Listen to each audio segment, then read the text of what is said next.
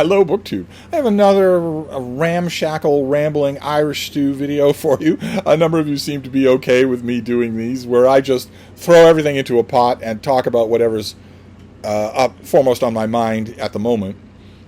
Starting, of course, because I'm old. A number of new viewers to the channel have asked, why are you always talking about the weather? Because I'm really old. That's why. And old people do that.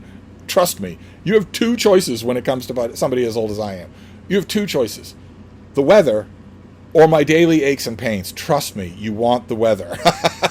And the weather today is kind of interesting. We are having this mass of warm, 85 degrees Fahrenheit, super saturated, icky, sticky weather pushing forward, smothering everything, crushing the trees, making everybody pant outside because it's being pushed ahead of a major change in weather. It could very well be that today is the last day that reaches 80 before next summer. But we are supposed to have thunderstorms come through tonight, a cold front come through tonight, and the temperature drop by 20 degrees. So that's your report on the weather, which is this is the last day when I think I'm going to need to even think about having the AC unit running. And also the last day when I'm going to have to think about maybe the bean being overheated when we go on our little walks. So there's that. And then I thought the rough form of these Irish stew videos would be to steadily narrow our focus. So we can start with broader news stories, then move on to YouTube generally, and then to BookTube, and then to me. And the world story to start off with is yet another incredible national embarrassment for my country, the United States of America. Because the Senate recently called Robert Kennedy Jr., the head of Health and Human Services, the head of the government's involvement with public health in the Trump regime. It still seems like a fantasy sentence, but he runs the department and has been firing all of its most sophisticated and experienced people. Robert Kennedy Jr. is a lunatic. As I've mentioned before, he's not evil. He is evil, but he's not just evil like so many of the opportunists and war criminals in Trump's regime. He's nuts. He's completely insane. And I think it shows in about 5 minutes. It's not like you need to delve very deeply. And he was called in front of the Senate to answer, to give account of the fact that so many people in his own branch of government are rebelling against him. So many of them are going public with the chaos that he's creating. So many people are objecting to their own firings or saying he is hamstringing the country and directly endangering thousands and thousands of Americans. So he was called on the carpet in front of the Senate. I'm amazed that he went. I really am. I'm amazed that he went voluntarily. They could subpoena him, I suppose, or they could cite him for contempt of Congress. He'd just ignore that. There are no laws anymore except the will of the boss. So I'm amazed that he went. On one level, I'm amazed that he went, and because he must have known what was going to happen. These senators are well practiced at posturing for the camera. On another level, maybe I'm not surprised that he went, because he thinks that he is very Trumpian. The reason that he got the job is because he and Trump are very similar in thinking that they know more than literally anyone who's ever lived about literally everything. And he was grilled, and it was all filmed, and it was incredibly embarrassing. Just incredibly embarrassing. The number of ways that he denies medical science is vast. In an entire hearing with people probing him on virtually everything he's ever said, they only scratched the surface of his insanities. And his insanity was fairly obvious right there on the surface, because I lost track of how many times some person on the panel would say, well, you said last week that more people died of the COVID vaccine than died of COVID, and he would say, no, I didn't. No, I never said that. Oh, I kept waiting for someone to say, your name is Robert Kennedy Jr., right? So he could say, no, I've never claimed that. I swear, it's like I've said about the Trump regime before. They act as if video technology does not exist. And all they need to do is deny something to create confusion. There is no confusion whatsoever about all the lunatic things that this guy thinks. And it had an extra resonance for me because I was in a pharmacy in downtown Boston the other day when an old man came up to the counter asking about a COVID vaccination shot. And the woman behind the counter, clearly braced for trouble, she's clearly got yelled at before from customers, told him the CDC says we can't give you the COVID vaccine. We have it here, but we can't give it to you. It's no longer authorized by the CDC. And he just stared at her. This vaccine that saved millions of lives, proven effective, he just stared at her. Who knows how many boosters he's had?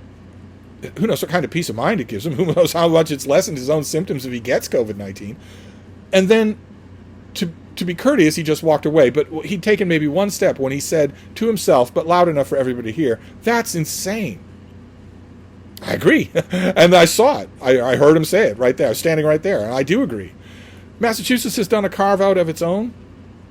I live in the state, in the Commonwealth of Massachusetts, and our great governor has carved out an exception. The Massachusetts Health Board says you can have COVID, and it is available in CVS. I don't know if that CVS didn't get the word, or if maybe they hadn't got the paperwork by then. He should not have been turned away. No one should be in Massachusetts. No one should be anywhere. But that hearing was just an incredible embarrassment. Just incredible. And, I know it's petty, but that's what Irish Stew videos are for. The thing that bothered me the most about it, you'd think that the thing that would bother me most about it, was the head of the government's health services spouting weird, stupid, ivermectin nonsense worthy of Brett Weinstein. You'd think that would bother me the most, but no. It was the fact that Robert Kennedy Jr.'s mic was picking up his breathing the whole time. Even when people were talking to him and he wasn't talking, you could still hear his breathing. This guy, who is an absolute physical wreck, is the head of health services. His breathing was just crawling my flesh the whole time, because you can hear him the whole time on his mic. Anyway, that's the world. Then we're going to move on to broader YouTube.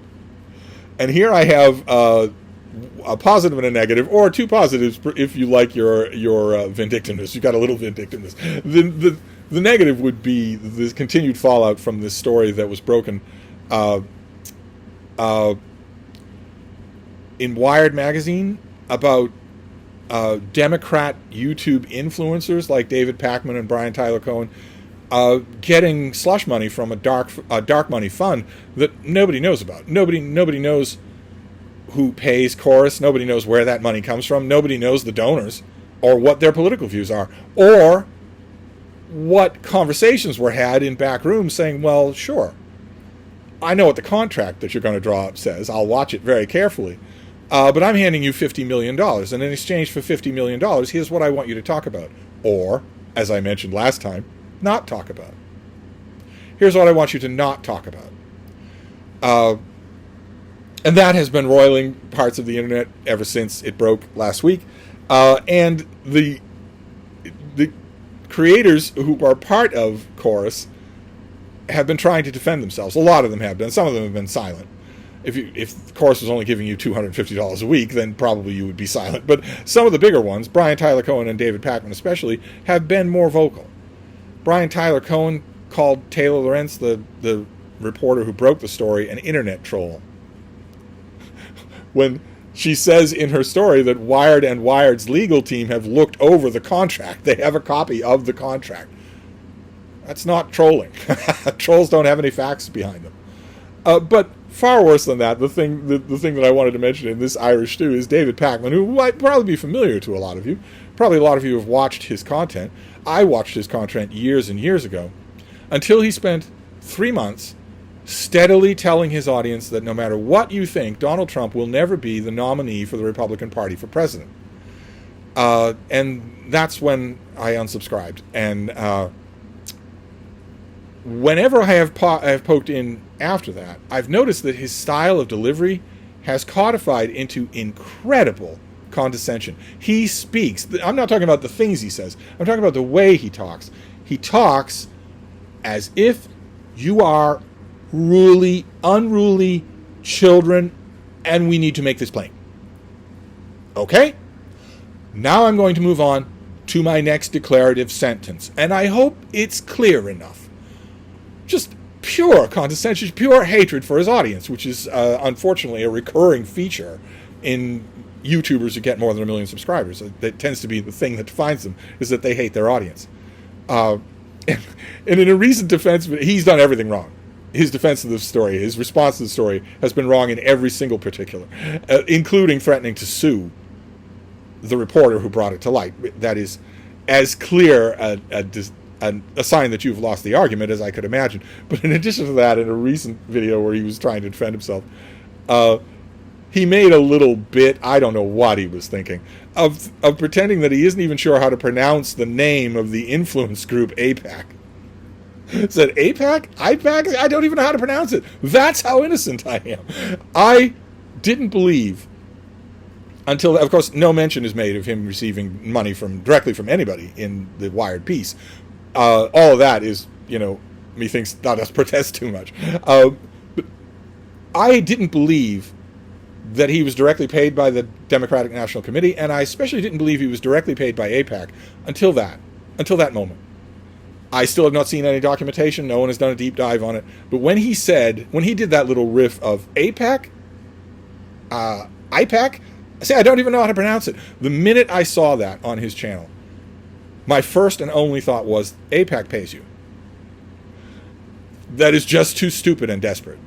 Otherwise, that is someone who doesn't want a particular tie to come to light.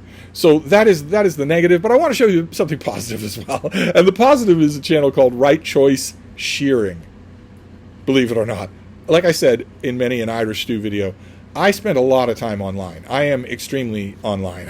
I live online, I write online, I'm constantly emailing and voxering with people. Ask David Murphy, I never leave him alone. So I watch a lot of stuff.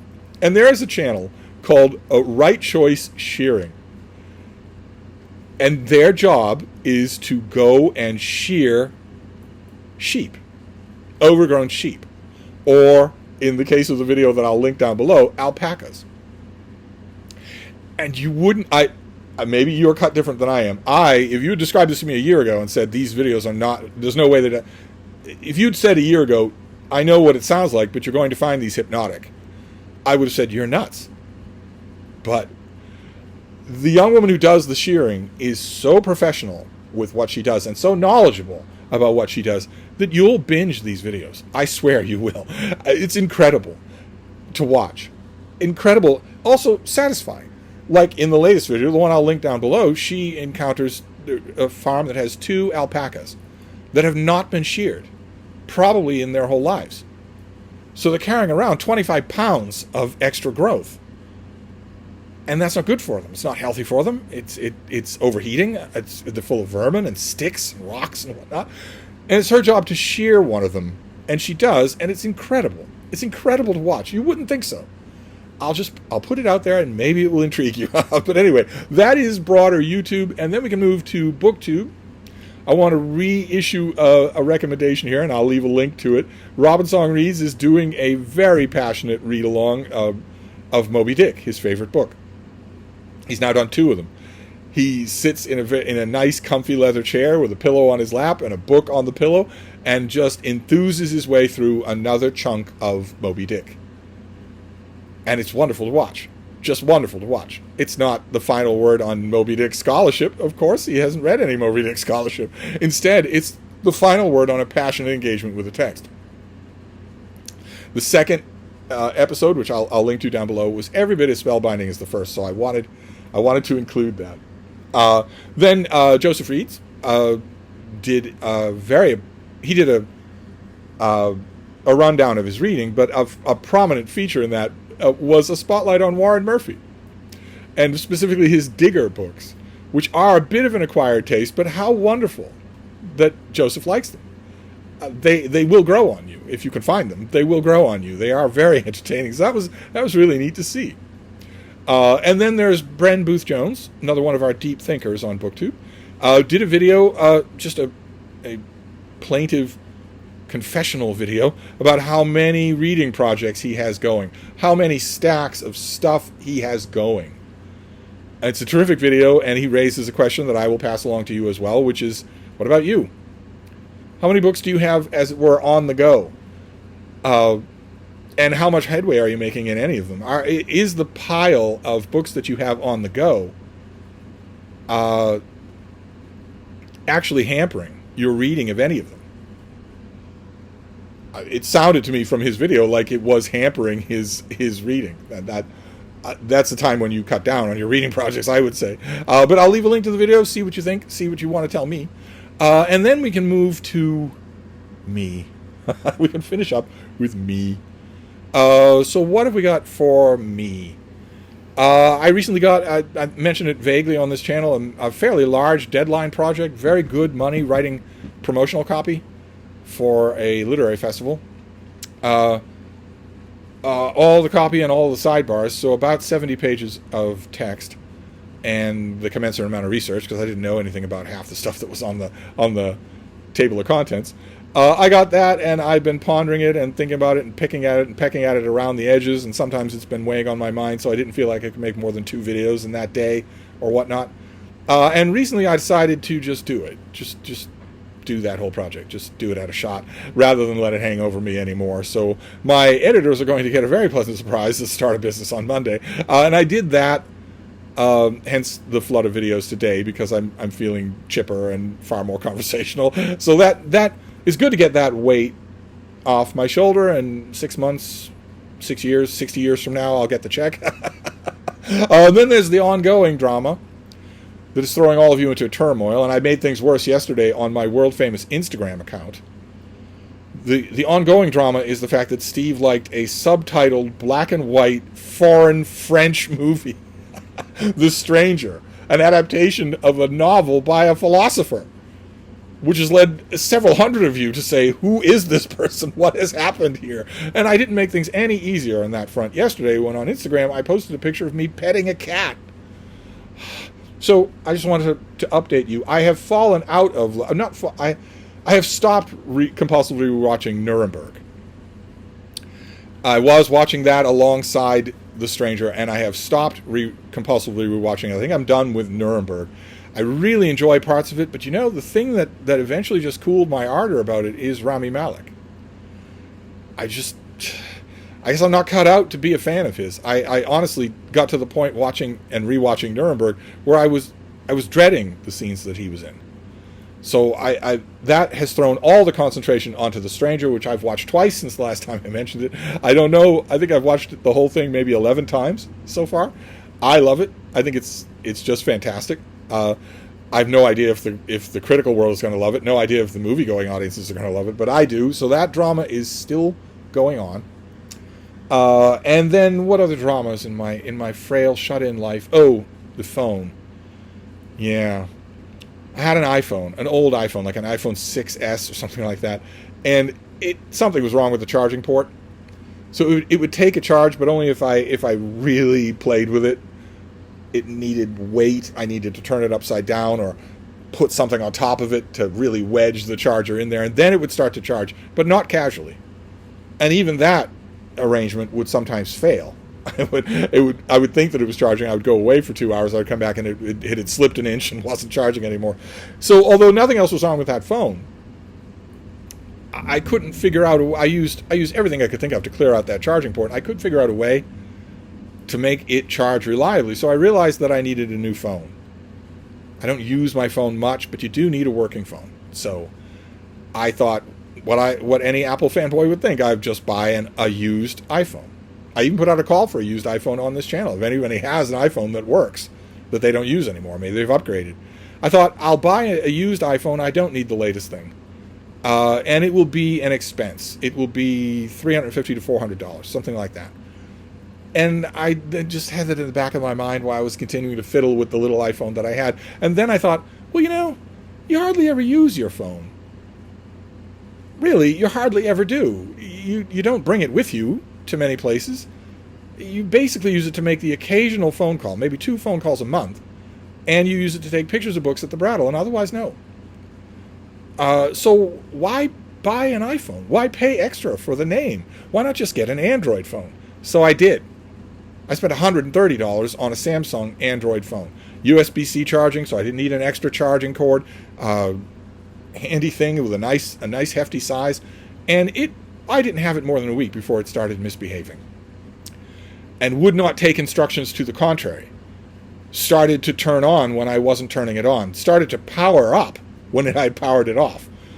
Started to take all sorts of actions that I didn't want it to take.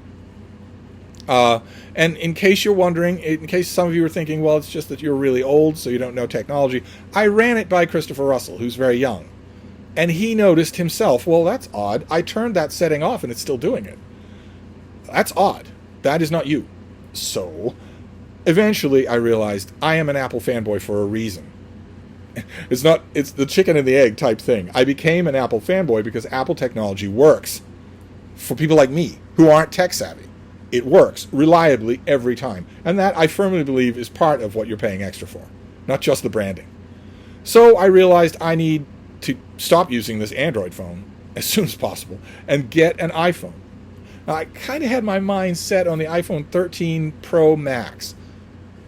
Some 4 iterations away from the most recent one, and there'll be another one before I get the iPhone 13 Pro Max. I kind of had my mind set on that, and I still do. It's just this expense hovering over me when I keep thinking, surely somebody has an extra iPhone. Somebody I know, maybe, or one of you has an extra iPhone that works that you don't use. Because I don't need it for much. I'm never going to game on it. I'm not going to watch videos on it. I'm not going to read on it. I'm not going to do anything else on it. I keep hesitating along those lines because you have spoiled me by being so generous to me. So it's your fault. As long as we're clear on that. But I can't. I don't think I can put it off any longer. I think the reason why the penny dropped and I started not wanting to put it off any longer is because I was mentally calculating the paycheck from that freelance job and thinking, well, there you go. That's 2 or 3 iPhones. So might as well.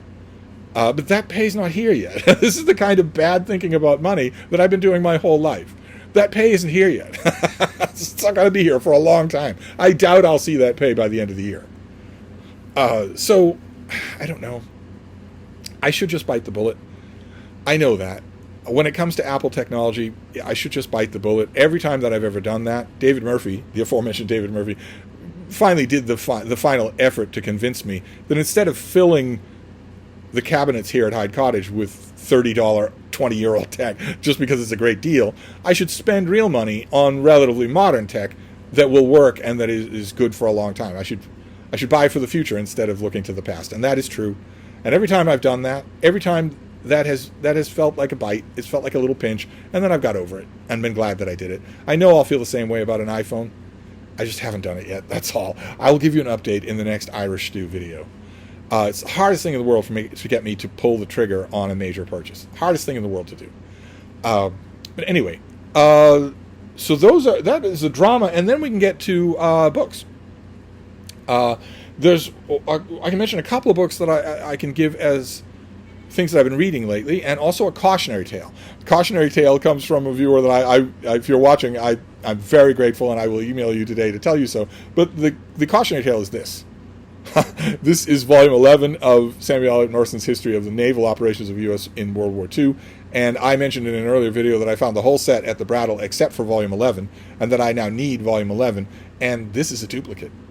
At least 2 people have sent me copies of this book, so I wanted to make sure, as a cautionary tale, to tell you all, I do not need this book anymore. My set is now complete. Now it's just a question of reading it. But there are a couple of other books that I have dealt with recently that are underscoring a very happy development in my reading life. Those of you who are new to my channel might not know that the bulk of my reading is new releases in the American book market. That is the remit that I set for myself. I'm not a mood reader. I tend to set a kind of a broad plan and then fulfill it. I think even mood readers tend to do that. And my favorite genre is biography. My favorite kind of book to read is biography. And I have had an unending stream of biographies to read lately that certainly pleases me. Absolutely. And I wanted to show you 2 of those. One we've seen, I think, on this channel already. Maybe we've seen them both. There's this one, David Woodman, The First King of England, about King Athelstan, the first king of the English, where there's no more splinter kingdoms. He eventually came to rule all of the English. It wasn't immediate. There was a holdout little pocket kingdom that he needed to deal with first, and then he became king of the English. This is the grandson of Alfred the Great. And this was really good. Really, really solid. It will be a keeper, and eventually, after this year, it will go on the shelf of royal biographies as the first person who could say that he ruled all of England. of course, when it comes to Athelstan, we're really dealing with one primary source. I mean, there's a lot of ruins, there's a lot of coins and whatnot, and lots of literary sources, but really only one that wrote a biography of him a long time ago, centuries after he lived, but a long time ago. That's going to be the basis of any book like this, but this was very enjoyable. My main question, I'm going to write a review of this. I think I'm going to do it today, since I've got that freelance thing off my back.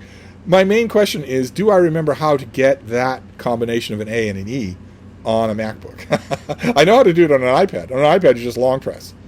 But on a MacBook, I'm not 100% sure. I'll have to hunt around and find out. But there's that for biography, and then there's this Francis Wilson's book, Electric Spark, A Life of Muriel Spark, the great novelist Muriel Spark. Not a long thing, and quite good. Quite good. This author wrote a really well-received book on Thomas de Quincey, Guilty Thing. And also Burning Man about D.H. Lawrence. And both of those were well received. Guilty Thing was really well received. Lots of critics read that. Lots of them liked it. And so this is, I guess, a slight change of pace, but not much. She tends to write about writers. And this is really good. I read 2 biographies of Muriel Spark. One of them far more ambitious and elaborate and comprehensive than the other. But both of them dealt with in this book.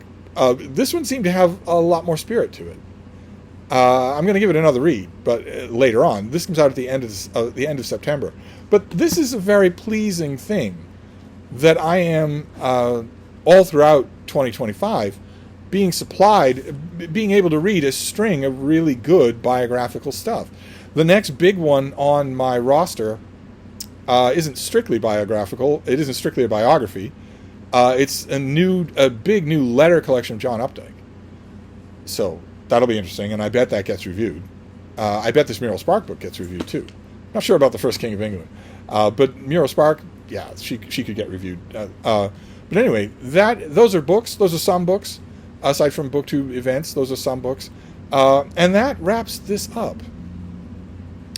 This Irish Stew video that is just wandering all over the place through every kind of subject in the world. I will try to remember to leave links to everything that warrants a link down below, and I will do this again. So I will wrap this up for now, and I will see you later. Thank you, BookTube.